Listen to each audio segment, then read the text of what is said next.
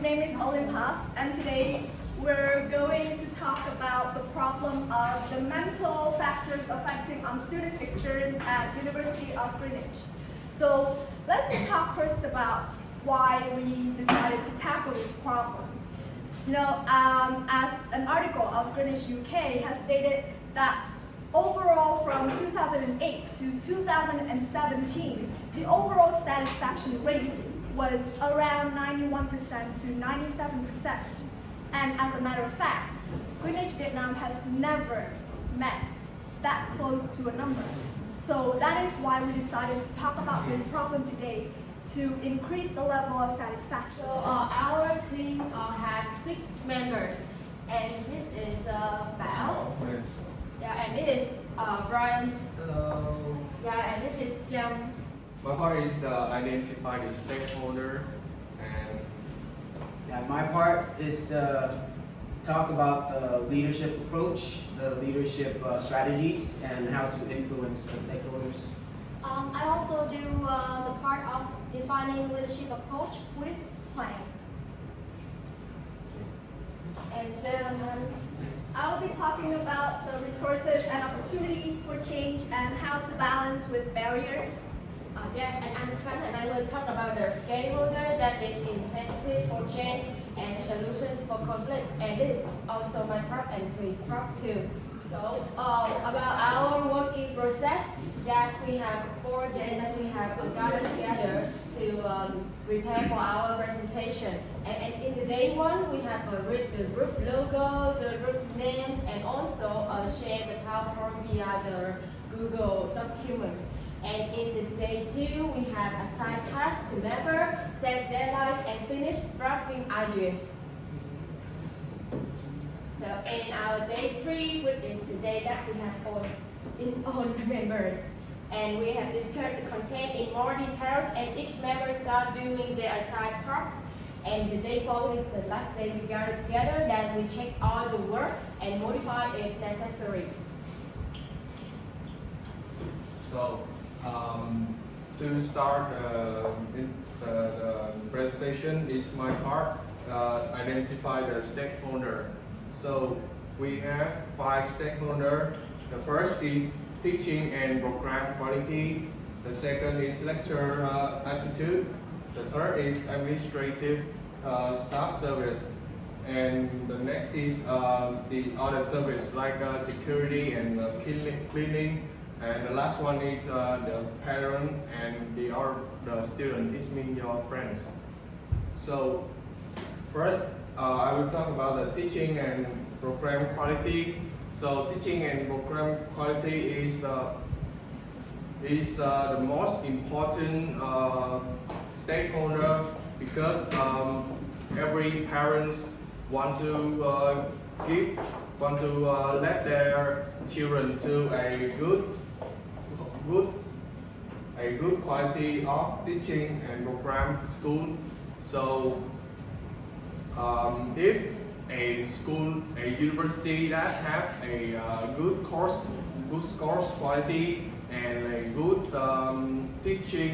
teaching quality, it means the good teacher can transfer the course for the student easily. So the course quality will be very good for the student. They can use the course to apply in their career path. So next we move on to the lecturer attitude. Lecturer attitude is very important because it transfer the motivation and inspiration for the student, so they can let them want to go to school and study, and the willingness of the teacher, like when the student asks them, they can answer the question for the student, or they can, if they don't know the answer, so they can research for them or help them to research that about the question. And next stakeholder is administrative staff service. So this guy will help us in arrange the class for us to study, and in the outside, like if we absent like more than 15%, we will get an email from this guy to remind us that we have absent for 15%. And next one is the other service. This means security and the cleaning service. So if you go to school and it have a good environment or a cleanly class, so you feel very want to go to school and study. And if the security be funny and friendly with you, you will have more motivation to give them a parking fee. So if you give them like 5,000, so they can exchange you like 1,000, not like our school, give them 5, then nothing.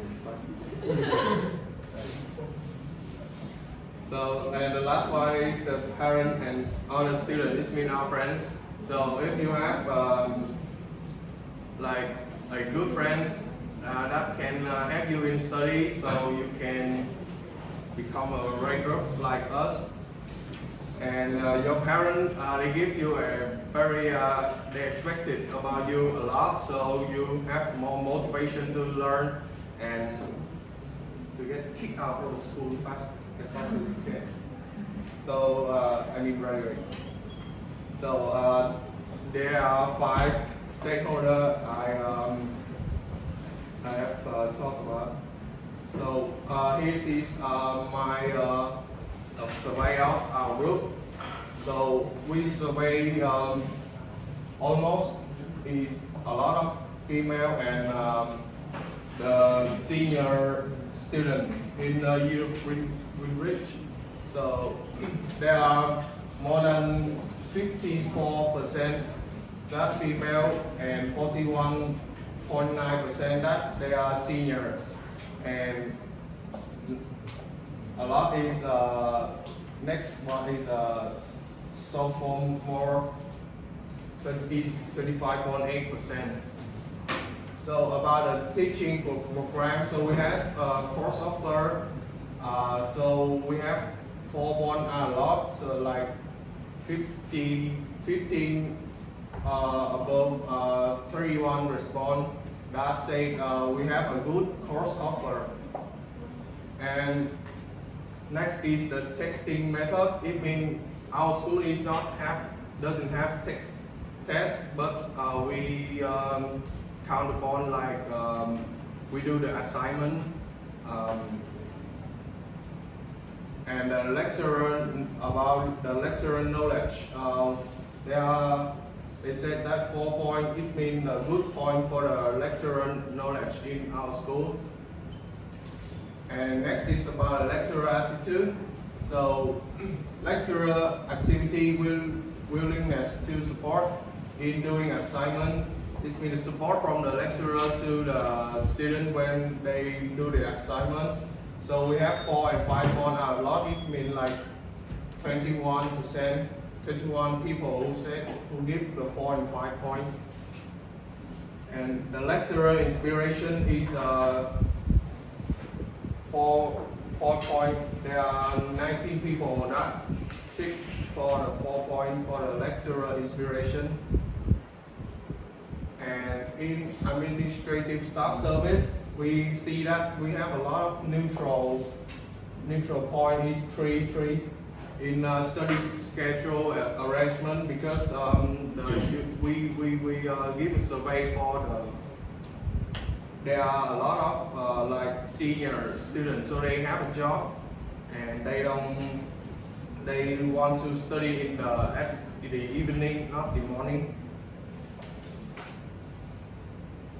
And support from the academic advisor, like chỉ đạo, you know. Yeah, so we have 4 points lost, like 30 people give for her 4 points. It's very good. And the next is the other service. So we see again that a lot of neutral points. Like we can see our security behavior, you know. So, and the parents and other student effect. So we have like 3 and 3 point again, but there are a lot of 4 and 5 points for the friends effectiveness. This means the friend affect the student each other a lot in go to study. If you pick up the phone and hear that your friend absent, you want absent too, for real. So that is and next is the last one is the overall how satisfied are you with the University of Greenwich. So we have a lot of satisfied points, like half of them 51% not agree and 35% are neutral. So yeah, that's my part. Next will be John. Thank you. So our part is to influence, to identify the appropriate leadership approach to influence the key stakeholders. So there are many leadership approaches such as contingency, followership, or implicit theories, but we choose transformational leadership and transactional leadership to analyze. But after consideration, we choose just one leadership approach, that is transformational leadership. We will explain why we just only use that based on our university characteristic and the stakeholders characteristic. So first of all, transformation leadership is leadership that is supposed to enhance the engagement and the involvement of the employees to the organizational goals. And in this kind of leadership, the leader is supposed to motivate and like encourage the employee to work beyond their expectation, to work better and better than they expect. So that is the main characteristic of this kind of leadership. And the main components of leadership consists 4 components. First one is inspirational motivation, idealized influence, individual consideration, intellectual stimulation. Inspirational motivation means that the leader talks to the employees so that they know that they can make a more optimistic future. They can produce a better performance than they expect. And idealized influence means that the leader always motivate employees and try to direct them to prioritize the organizational benefits rather than the individual benefits. Individual consideration means that the leader in this kind of leadership always considers the employees' needs, feelings, and their demands, and try to create chances for them to develop. And the last one is intellectual stimulation. It means that the leader always like stimulates the employees to think about a problem from many perspectives. And the advantages, results of this leadership is that it inspires employees, increase involvement, commitment, and better performance. This is also a reason why it is suitable for our university, because I think that our university has established long time, just not really a long time, but it has established for a period of time already. So the point now of us is just to develop, to get better and better. That is the first reason why this leadership is suitable for our university. And this part, I will talk about reason why this kind of leadership is suitable for our stakeholders. First, the first stakeholders and the second stakeholders, as you can see, is all about lecturers and it's all about the UK's program.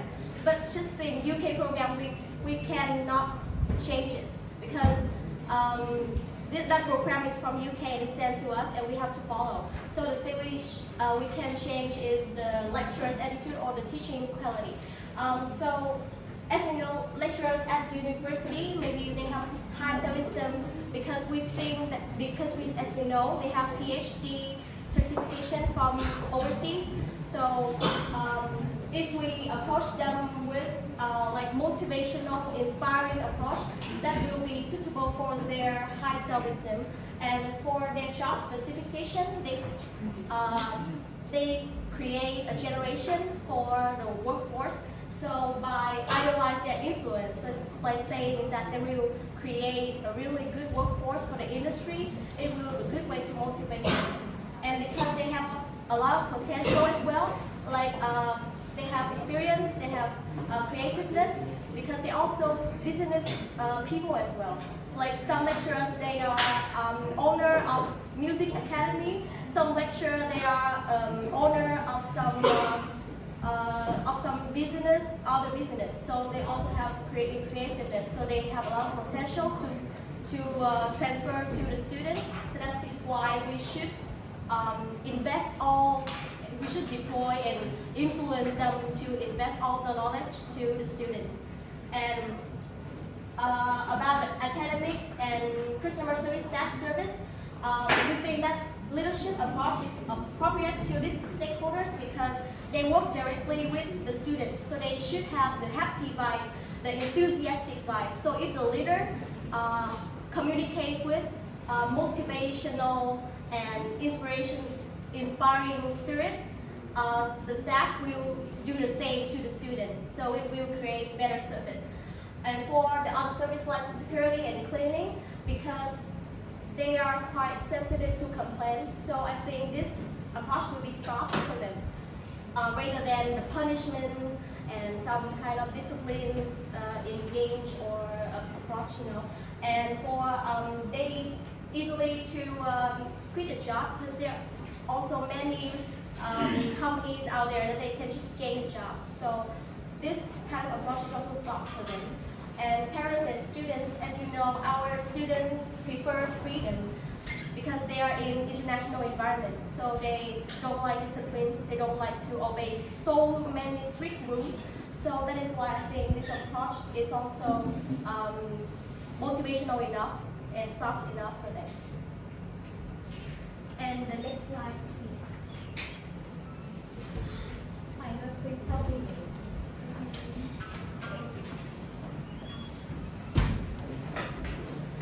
So our suggesting application for this leadership is that for teaching and program quality, like the leader, the head officer, principal can connect with the lecturer through LinkedIn by comment on the reference part of their LinkedIn about like good comments about their potentials and how they can motivate the students. That is a good way to let them know that they can create some values for the students. And when the lecturer sees that, they are motivated and they are encouraged by that way. And about the lecturer's attitude, I think we can increase the attitude by motivate and challenge them with higher goals.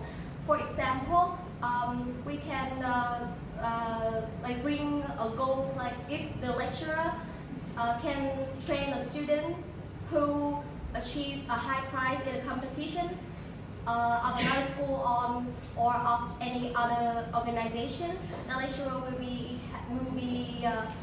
will have a bonus or a prize, something like that. So she or he will have better attitude or more enthusiastic in the class. And also meeting once or twice a month will be appropriate to like transfer the spirit and to transfer the motivation. And for the other staff service like academic and customer service staff, the leader can connect the staff through social media like Facebook or Instagram whenever they post pictures or videos about the events or projects that they are doing. The leader just compliment on their doings. They will feel motivated a lot and they will create better and better performance on that. And they can communicate with inspiration and motivation, I have said before, so that the staff will do the same, and they are like this kind of motivational and inspiring spirit will absorb into their mind, and they will do the same to the students. And for other service, we suggest that the leader can visit the campus twice a month, so that they can check the performance of these people, and then just send good feedbacks from the students to that people so that they know, oh, I am doing good in this, and I have good feedback, so oh, I'm doing well, so I'll keep doing that. I think just giving good feedbacks, and if there are complaints, just feel a little about it, or in a really thoughtful way. And for parents and students, we can create more activities about self-critical thinking and creativeness so that students can expand their ability. And then the leader also can give speech on orientational day or opening ceremony about the successful former students who achieved something big in the industry, or they are successful people now, so that students know that how much can they do more than they expect. And the example of a successful transformational leader is Steve Jobs. He is the CEO, former CEO of Apple Corporation, which is one of the biggest tech companies now in the world. He always famous for his spirit of always challenging his employees to work over and beyond their employees' performance before. So the result is that his company's products like Apple's, iPhones or iPads always have really innovative functions, and they are always loved by a lot of people.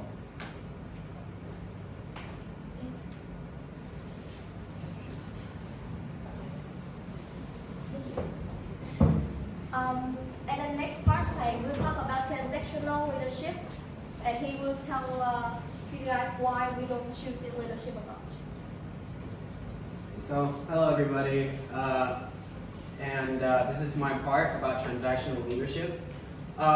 So, there's the definition here. So it's basically, the transactional leadership is based on the idea of you have a system and you have to follow it. And that's basically it. And it really is depends. So we're not trying to say that this is entirely bad and the other one that we chose is amazing and beautiful and wonderful. But what we're saying is that transactional leadership and transformational, they're both good. It's just that this doesn't necessarily fit with our school. And yeah, so the definition of this is right here, so you can read it, but I'm just gonna summarize it. Basically, it requires a structure and a system. So basically, if I'm, let's say, I am a construction worker, right? So my job is to build a house, and that's it. I don't need to focus on anything else. While for transformational leadership, you know, if I'm a construction worker, but somebody like hear me sing, right? And they're like, hey, you got some pretty good skill there. Maybe you should sing at the event too. I'm like, oh wow, really? Like that's basically what it is, right? Here, it's just like, we don't care what you can do. You need to do your job, get it done, get it quick. And there are some benefits to that, right? So one of the first benefit is the rewards increases efforts, which means that people will know exactly what they have to do to get the money, right? So, you know, if I want $1,000, I need to do that job, and that's it. I don't have to try anything else. I don't have to try anything new. I don't have to be creative. Second, it reacts to present concerns. This is like a random problem that might show up. You know, so if there's if you're in a company and there's a problem that happens, there's a crisis, you know exactly what you need to do. You know, if there's so many people and you know, if you're like a barista, right, and you have like 10 orders coming in, then you know exactly what you need to do. You just gotta look at the order, you need to make the drinks, and that's it. You pass on to somebody else. All right. Another one is the carrot and the stick. So do you guys know this thing where like some people put like a carrot on like a fishing rod, and then you put it on your head, and then it's right in front of you. You know, so you always gotta run and like try to catch it. That's basically what it is, right? You see that price, and you just gotta focus on that price. You don't focus on anything else. And then the last one is set boundaries, which means that people know their place. If I work in the media department, the people in HR doesn't need to mind with my business, right? I know what I'm doing. So, yep. All right. So we have the main components and the stakeholders here. So the main components is number one, employees have little say and little rights in decision making, which means that if I am assigned a task and I don't understand what it means, I don't understand why I have to do that, it doesn't matter. I just need to do it, right? So yeah, that's pretty straightforward there. And even if I'm like, why do I have to do that? Transactional leadership will not like that. They won't like that, right? So if I'm telling you to eat a carrot, go eat a carrot. Don't ask anything, because they know what they're doing. Number two, not motivated to invest additional effort. This could be also, this is also another thing when it comes to this, because why do I have to be creative when all I need to do is what I need to do? Next is strict deadlines, which means that you have to follow the deadline and you have to do it quick, right? Because there are some other jobs, I would say maybe like a singing job, maybe. My deadline is today, but then I'll tell them, if you give me another day, I can sing better. If you give me another day, I can talk with another person, I can make it even better. They'll be like, all right, cool, yeah, sure, man. With this, it's like, nah, we don't care. Just get your job done. Strained resources. Also, along with all the other things, strained resources just mean that you only have, those many stuff to work with, because that's all you need to do. You don't have to think about other stuff as well. And then maintain group dynamics. This is like, it's kind of like a machine basically. Like if you know what you're doing, if everybody know what they're doing, you don't have to fight each other over ideas, right? So if I am an accountant and let's say Jam work for, as a salesperson, right? She goes, she sells something, she give it to me, I put it in the book, right? I don't look at it and say, okay, why is it, less than last month or whatever? If whatever you sell, you give me, all I need to do is put it in the book, right? And then if it's lower or higher than expectation, the boss is gonna deal with you. That's not my job, right? So me and her will not fight over that. And the stakeholder, I'll talk about in the next slides.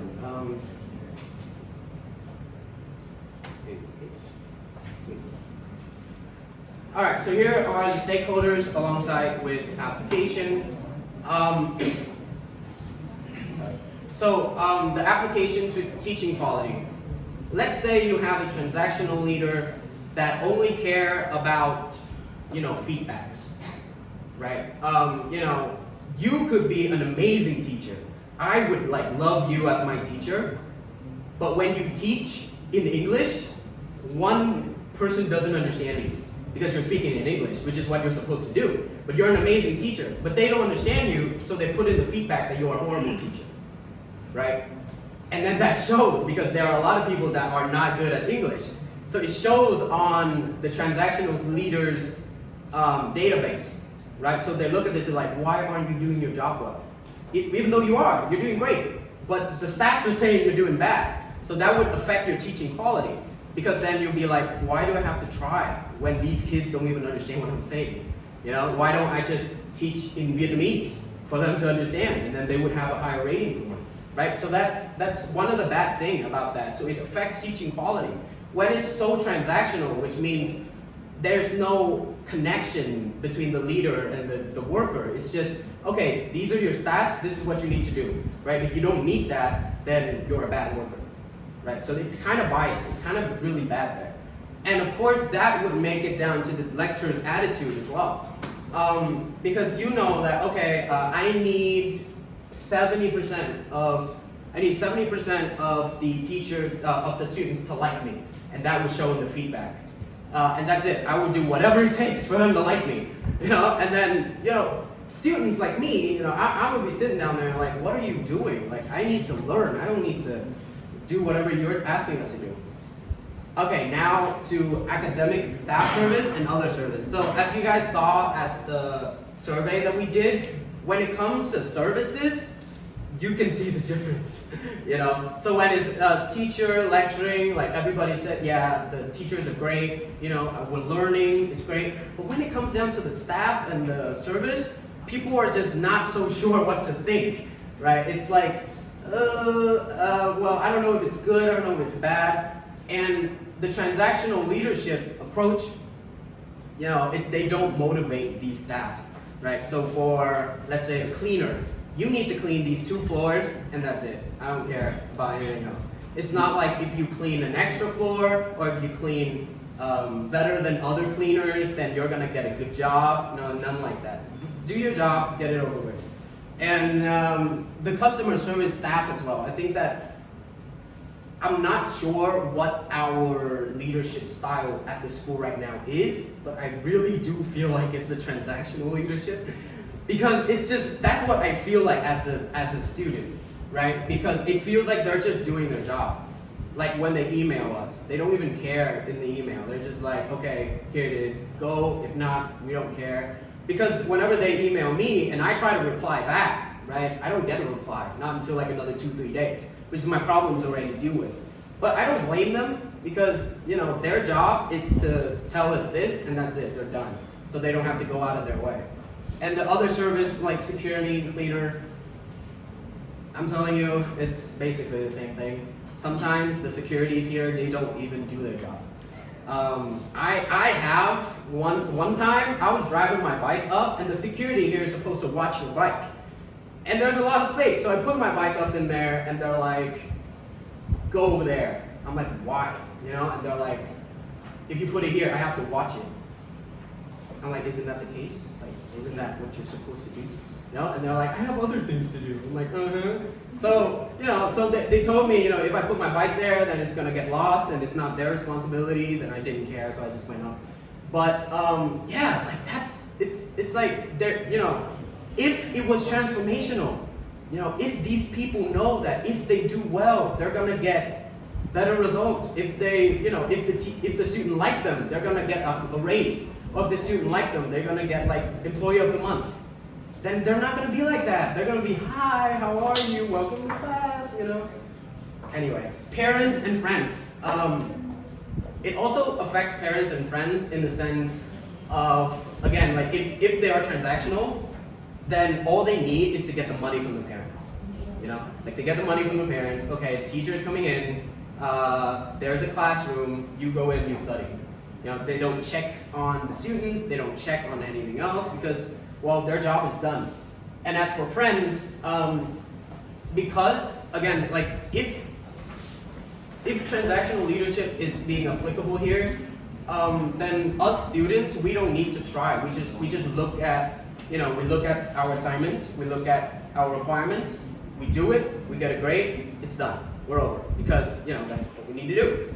But if we're saying, okay, if you put more time in it, then you're gonna get recognition, then you're gonna get this, you're gonna get that, you know, maybe like, you know, your grade is gonna get higher if you put more time in your report, then of course we're gonna put more time in our report. But if it was transactional, like no, just do this, and you're fine. Then we're not gonna care, we're just gonna do what is needed to be done. Okay, next. Okay, transactional leader. One of the best transactional leader in the world is Bill Gates because he's smart. He's like a genius, basically. So why is he a transactional leader? There are 2 instances in my mind right now. Number 1, his last name is Allen, but there's this guy that co-founded Microsoft, right? And his name is Paul Allen. Okay, so Microsoft was founded by Bill Gates and Paul Allen. But at the beginning, at the building stage, Paul Allen got sick.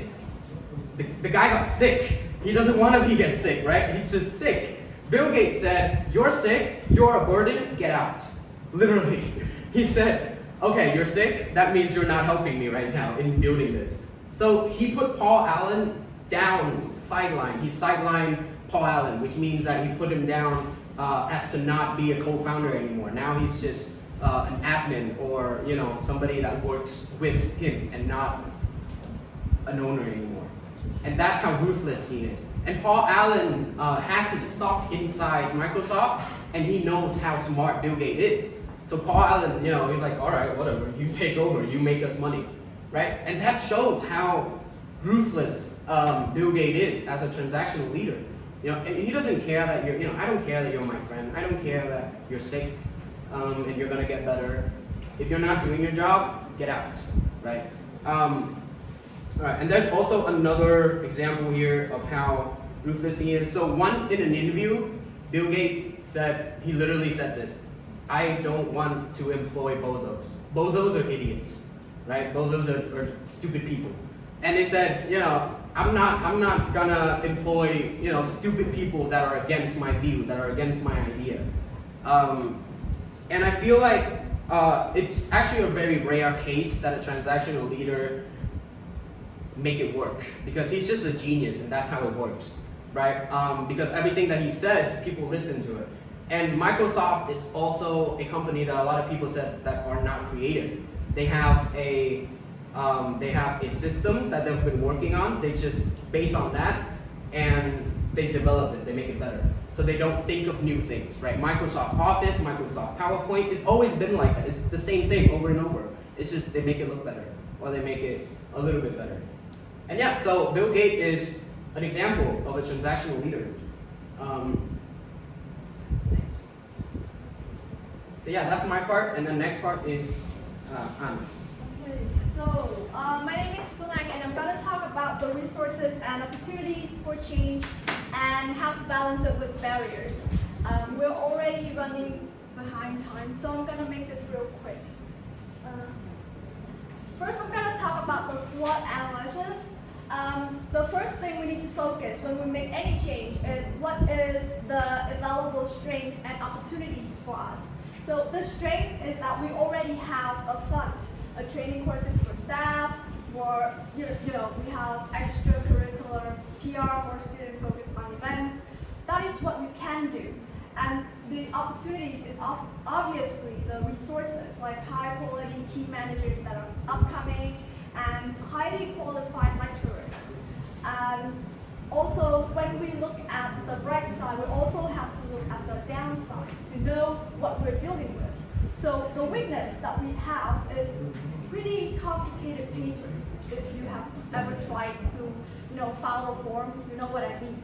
Like, even funding for clubs, events, class sign-ups, it's very miscommunications between departments. The threat is that the intuitive in Vietnamese culture bias is like the evaluation would not be fair because of the natural of our people is that, we'll think of someone higher because we like something better. That is our nature, culture. It's very difficult to change. So that is what I call a threat. Okay, we don't have to go. So as Bao talked about in our survey, there are a lot of barriers. However, I will only focus on three main things and would not focus more on the security and cleaning side because that is the problem of us with the contractor. That is the problem of the contractor. So what we can do is change the academic programs, the student services, and community and cultures. So the barriers. I'm going to talk about the application, the adjustment, approach, advancement, attain, and affiliation. So when talking about academic programs, I'm talking about classes, projects, workshops. So the thing that we can apply is that we have a good sense of curriculum, but not of faculty. We do not have a lot of spaces for practices. And the thing that we can adjust is that good program and course orientation, which means we can do some outdoor activities and some more workshops that I see that some lecturers are already doing now, but it's pretty personal. Like you have to study with that lecturer in order to gain that opportunity to attend that workshop. The approach can be frustrating based on diversity of peer skill level because some of our curriculum, though can be very easily passed by a lot of students, is almost impossible for others. So that is the approach that I'm getting here. The advancement, which is the progress along the selected path, might be good to explore different industries because we're allowing the assignments to, help the students to explore what they are curious about, what they are wanting to know about, and give us the case study and improve themselves. The affiliation, the attain is that the program is well designed to meet industry needs, but need better portfolios, which is, when other people look at our CV, they see, oh, we passed this course, this subject, but what we need is that we can increase the quality of the subject itself, so that when the recruiter look at the portfolio, they are more impressed by our performance. The affiliation, which is the staying connected with the school as an alumni, is need to continue options as tech and tools change, which is as alumni, they can donate to the school and they can make connection to the school, so the school can develop the technology and the tools. Next is the student services. So a lot of people aren't clear what service are program specific. So a lot of people go to academic rooms and ask for student services, which is very unrelated. And then sometimes back and forth, which costs a lot of time for employees to process, and it's very unnecessary. The adjustment is it's too much info shift from just in case to just in time. The services are not geared for unique challenges of adults with kids, and the advance is that we do not have enough off hours or self-service support, which is the staff are required to work a lot more than they are expected. Like, I know some employees are still getting messages at midnight and expected to answer to students, which is very unreasonable. And so I'm gonna let you read the other stuff and then move on with the community and cultures. So the community and cultures is more about talking about peers, the belonging sense, having a say, and the participating feeling. We have limited opportunities to meet future peers during the process, because sometimes we study in a class and then we just keep on studying that class until the end, and we rarely get to connect and network with other students at the school. The adjustment is that orientation events working well to form community, which is I'm suggesting our orientation events encourage more and more students to join instead of just the new ones. The approach is that initial group projects can be painful compared to workplace experiences. Advance is that project groups tend to be strongest driver of belonging, because when we work together, we don't really want to separate and getting to know other people, because we're comfortable already with what we have. The attain is that strong sense of identity from new cutting edge field. And finally, is networking events crucial for essence, discipline, and we need a lot more of them. The outstanding questions from what I've said is, the first thing is we need to better understand the alum needs and expectations since the new program, the new adjustment that I'm suggesting. How will specialization by industry inform curriculum? Because as different assignments be handed down, there will be different requirements and different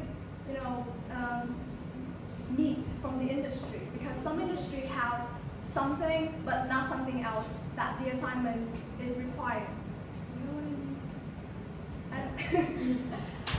And the final is we need to analyze the difference based on students' prior experience. So we need to further evaluate the curriculum to see, if this is appropriate to teach anymore. Is this still modern? Is this still applicable? Is this too difficult for the students to learn? Yeah. So to solve the further barriers, Khan and Hui will talk about this. Okay, so my name is Khan, and me and we will talk about the stakeholder that need admissions incentive for change and the solution if there are any conflict happen. So next slide, please. In this part, we will apply the theories of Maslow with the hierarchies of need. I think all you guys here is very feel similar with this, close with the theory. So I will talk basically about that. Yeah.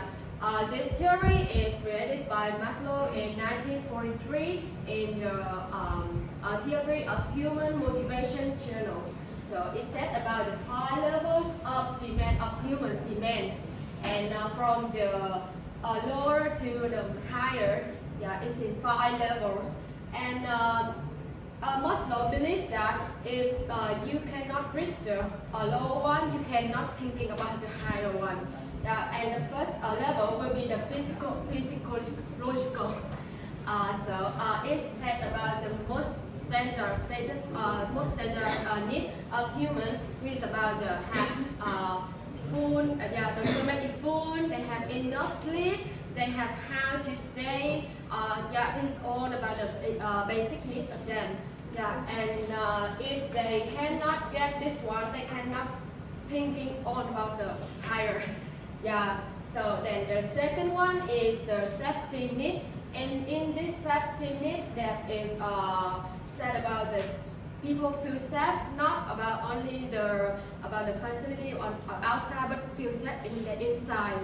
They feel safe about the finance, they feel safe about their relationship, they feel safe about maybe for example when they maybe economic business and someone have the saving in the bank or saving in the house, they will feel safe, because they know they are economic business, but I don't feel anything because I have saving. So and the third one is the love and the belonging need. So in this one, this is about the emotion. And in this Maslow also said that some people maybe they will pass to the two below.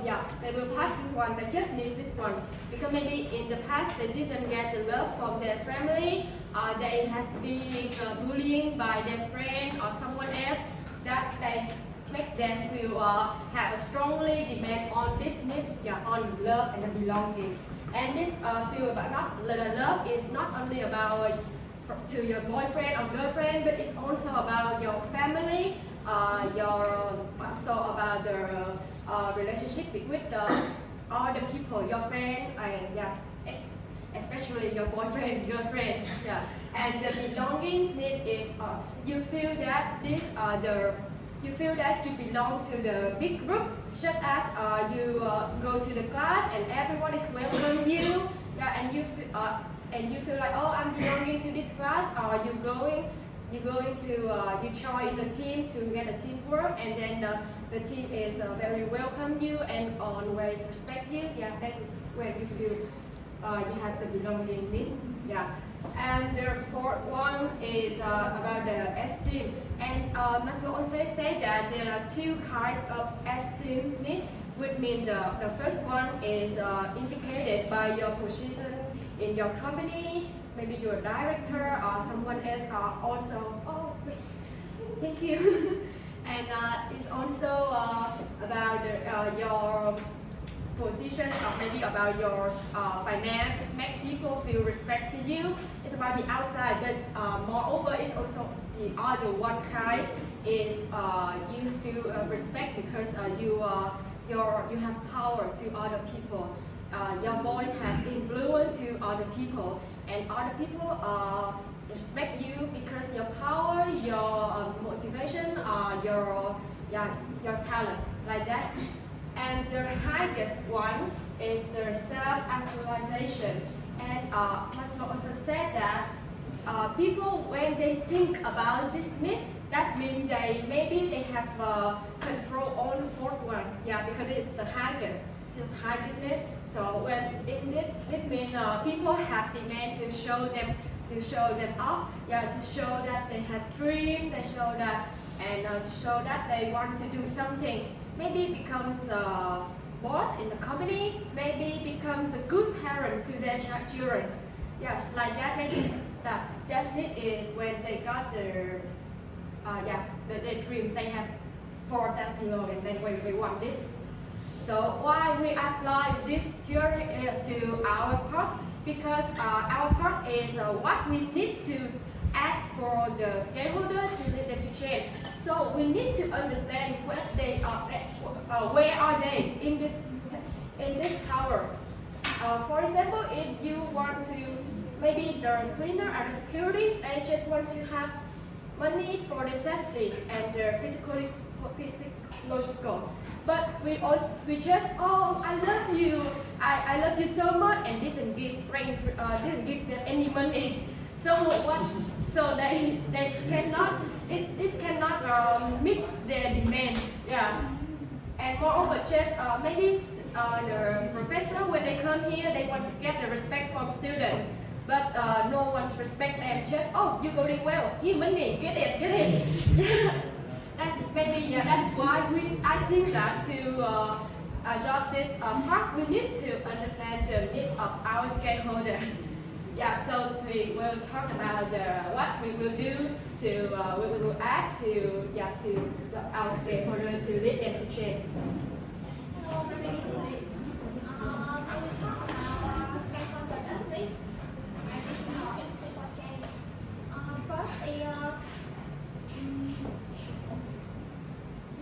First is bonus and rewards on student achievement and feedback teaching attitudes. For example, for awards on student achievement, if teacher will be receive a bonus if their student win in a competition. Is not organized by our school. About the bonus rewards on feedback on teaching attitudes. For example, student ask teachers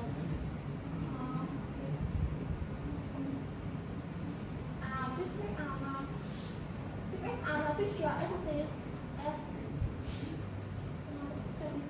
scientific as the teacher enthusiastic on teaching. The teacher enthusiastic on answering student question, and does the teacher come to on time. About public rewards and termination, personal discipline.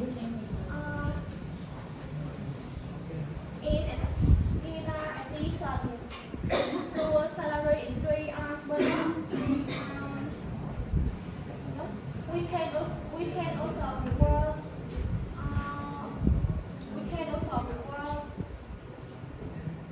the method.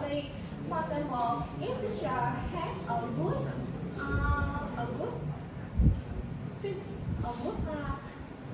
teaching assignment, so we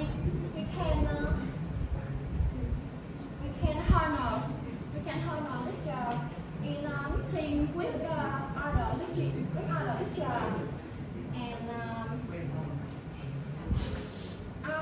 to be named on the excellent teachers.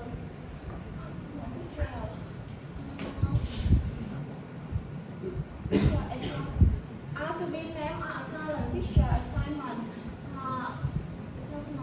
Experiment track after semester, and for the personal discipline, it will be done privately, not publicly, not publicly as communication. This idea is communist. About administrative staff, we can bonus and guide if they get good feedback and supporting student issues. For example, they quickly provide information about subjects, semester, and grades to students. In addition, for money bonus, sometimes we will give them a free meal, such as BBQ buffet.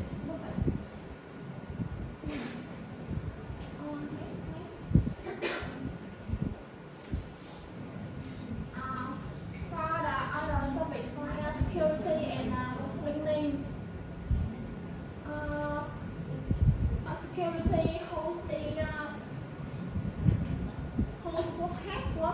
who has to work with energy and must to work for a long day.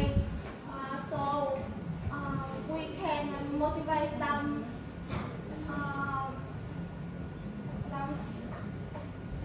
by providing an extra meal in a day for them to have energy to work. This is their physiological needs.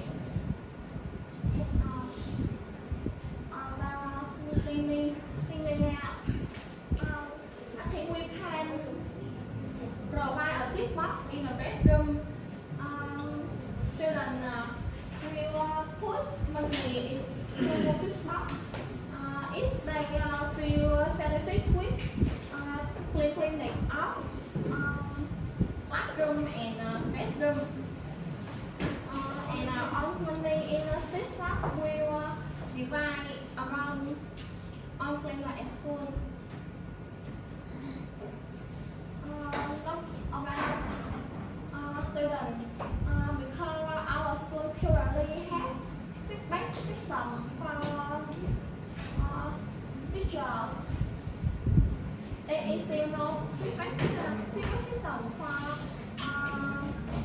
other department. Administrative staff, security and cleaning. So this is difficult to students to have feedback from their staff.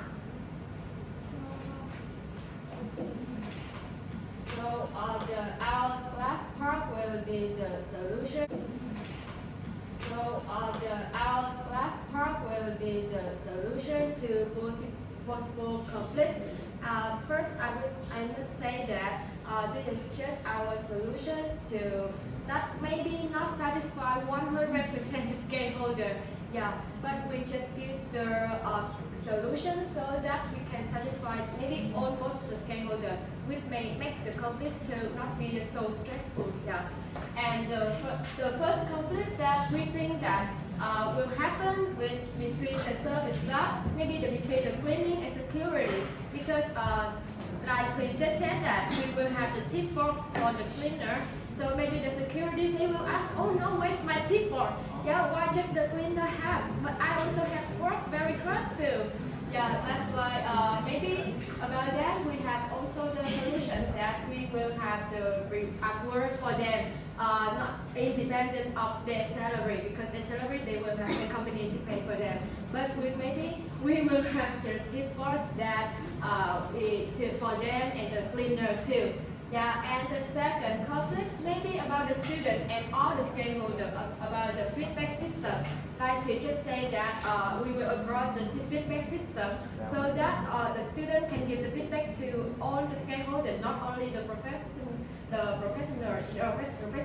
and and maybe they will have the conflict because maybe when the student, maybe their feedback maybe not very right, they don't have the accuracy.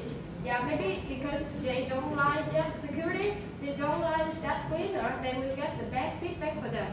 Yeah, and so because of that, I think in our group think that we must have the verification department to verify the accuracy of the complete, so that when the complete happen, we can maybe we can have the way we deal with the conflict will be accuracy and maybe fairly to everyone. Yeah, not the student maybe get the more benefit than our stakeholder.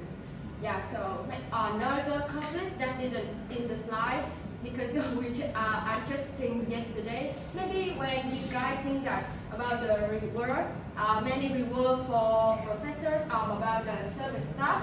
So maybe you guys will ask where's the fund, where's the money to give them. So maybe we think that our solutions that we can decrease the